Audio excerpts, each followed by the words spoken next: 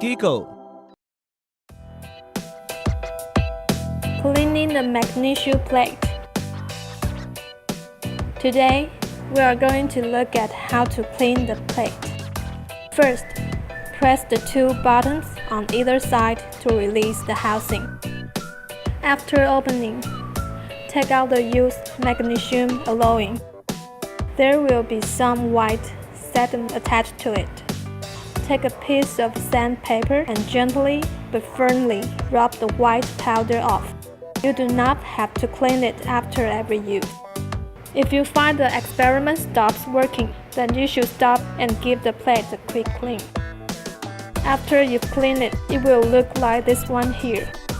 As for the saltwater battery, you will need a small brush to get into all the corners.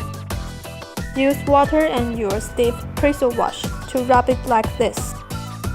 After brushing, rinse wash away the inside of the gray precipitate with water.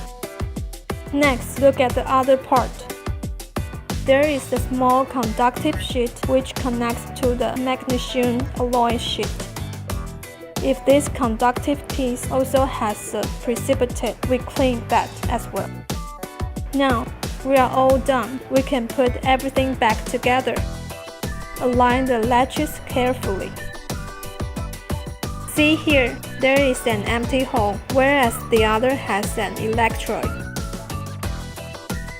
The empty hole should be aligned here, like this. There is a small latch behind that needs to be set. Now you can carry on.